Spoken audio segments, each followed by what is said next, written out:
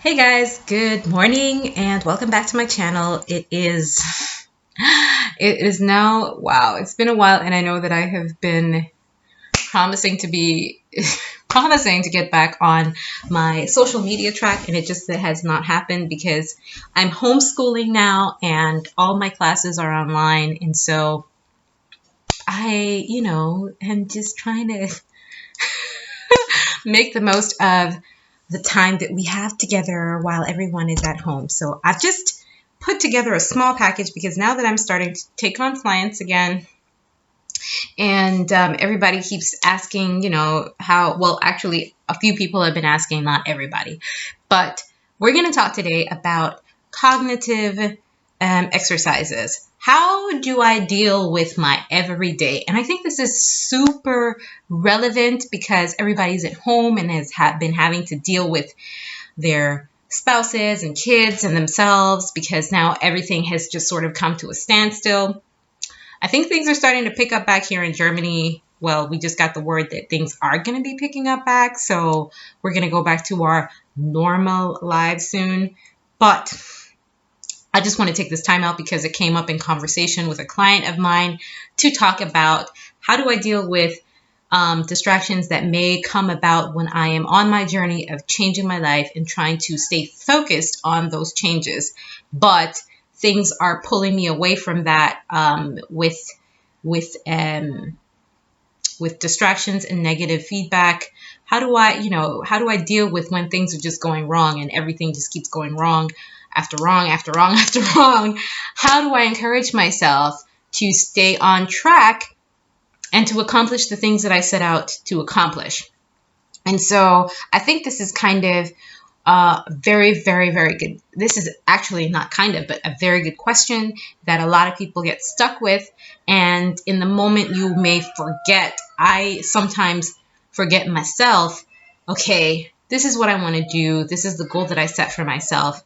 And I'm not seeing any results. As a matter of fact, I have actually backtracked. Yeah, you can hear them in the background. They're having a lot of fun being at home. So yeah, we backtrack a lot, and I have definitely been guilty of this. Oh my gosh. I'm gonna give you a very, very simple, light example. When I started to get back into the gym, I started around January, and then of course, Corona happened, and I was just very discouraged because I had all of these plans that I set for myself. So basically, life happened. Things that are outside of my control. And I want to talk first about adaptability.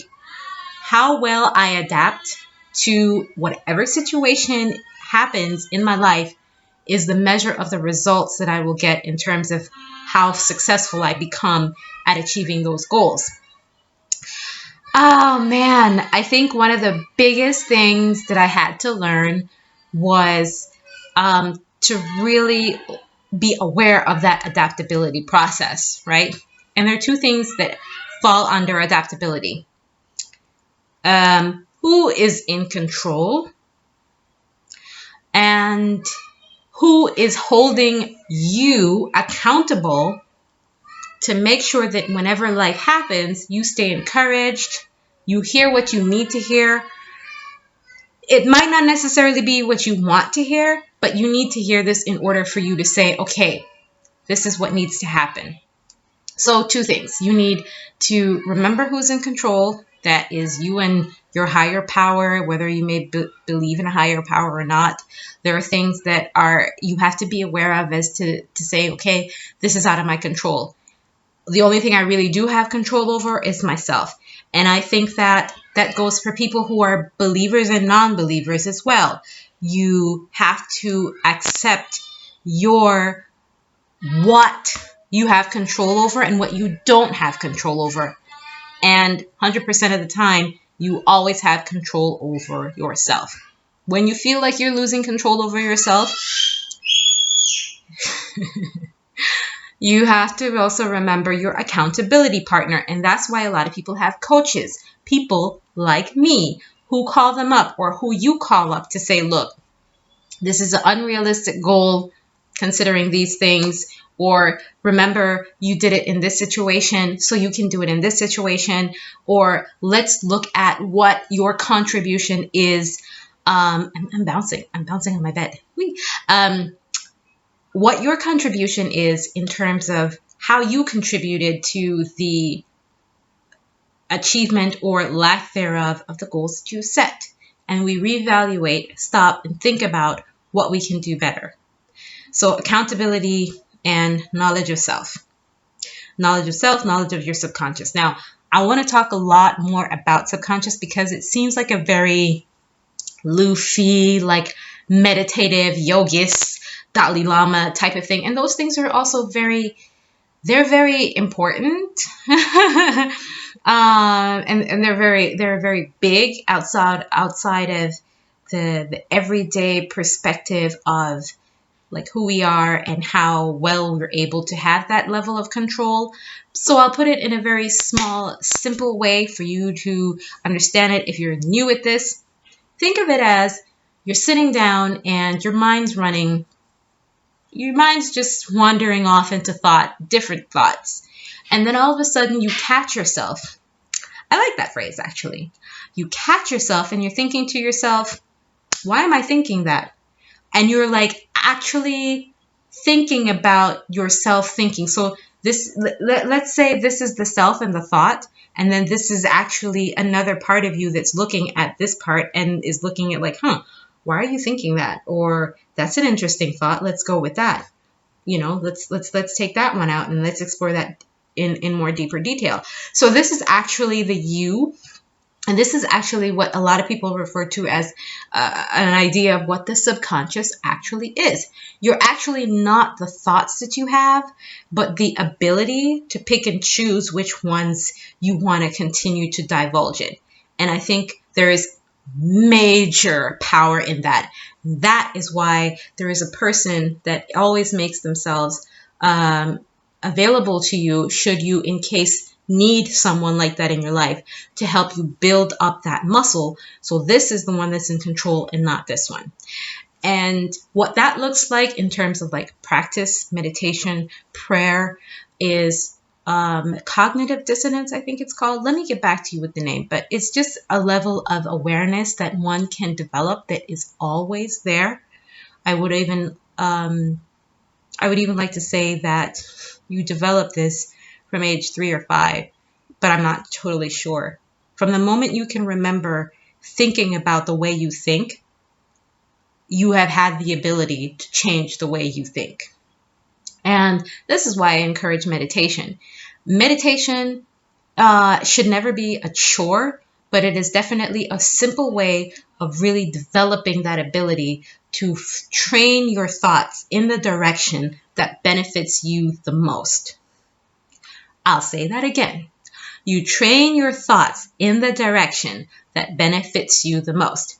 And so you, in the beginning, might need some support in that. In my support system, I have a group of people that I can call on and share my thoughts with them, share what's eating me, share what's bothering me, share, also good things, and help to build energy and more energy around that subconscious that's helping me to encourage these thoughts over here to grow into the direction of which benefits me the most.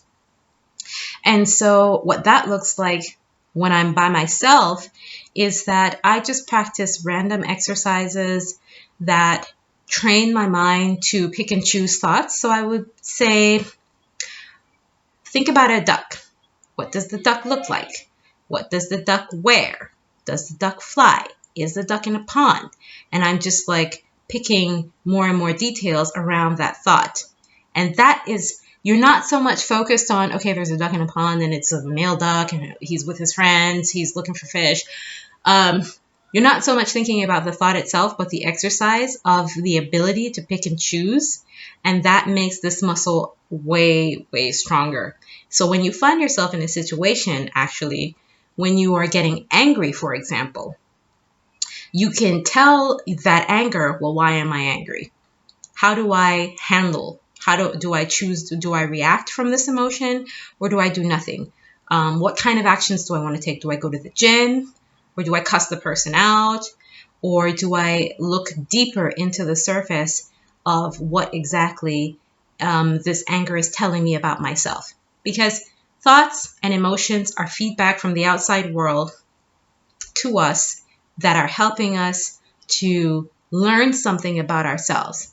And the more we keep on having those situations, if you find that you are having like a pattern in your life where you're encountered, this goes back to, bad things happen after the other. If you find that you can see a pattern in how this is taking place, you will also find that this is good feedback. It's good feedback for what it is that you need to do differently in your life, and what actions, what thoughts and what actions need to take place in order for those situations to be handled, healed, learned from. The challenge is that most of the time we get caught up in the situation and we don't treat the situation as feedback. We treat it as an attack on us, and that nobody likes us, and that there is just something out there to get me. It's really, really, really good feedback, and it is telling you something about yourself that you need to learn and heal from, so that you can give way to new experiences that you can also learn and grow from, always in the direction of which you are desired. To whom much is given, much is expected. If you want a lot of things, or if you want to achieve great things, you have to develop that ability to have that strength of conviction and direction and determination into the pathway of which you choose. And that can only come from developing the ability to stay focused and being able to pick and choose what things are of benefit to you, and to leave the other petty stuff behind. That is an ability and a process, and we teach that process here. And so I really hope that we can divulge more if you message me on Facebook or on WhatsApp or on YouTube, so that we can discuss this in more great detail, because thoughts are so unique and individual for every single person that I cannot say that what works for one person will work for another. And I try to figure out a way, or we discover a way and a path that best suits you, depending on your situation, circumstance, and the things that you want for yourself. Of course, it is all very individual, and a lot of things fit to a lot of people, but not everything fits to everyone. And if nothing else I've ever learned or want to share, I want you to get that. That's the part of the educational process. That's a part of the learning process. And I just think that when people discover that thing in themselves, that it just makes life way more worth living. I'm an English teacher, and I'm not even sure if I said that right. Anyways, so, I thought I might come on here and share that with you guys, because it's very, very valuable information. And trust me, this is something that I am still learning and practicing, because, of course, like I said before, environment is a major, major part of who we become, who we are, what we're able to do, and what we're not able to do. We can choose, for the most of the time, our environment, and we can talk a lot more about that later.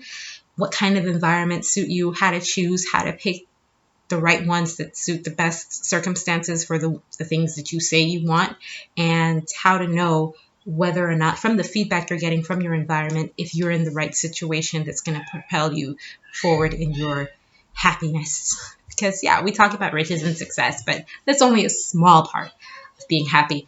I'm getting off topic. So, subconscious, in a nutshell, I hope you guys really enjoyed this, and I'll see you again next time. Bye!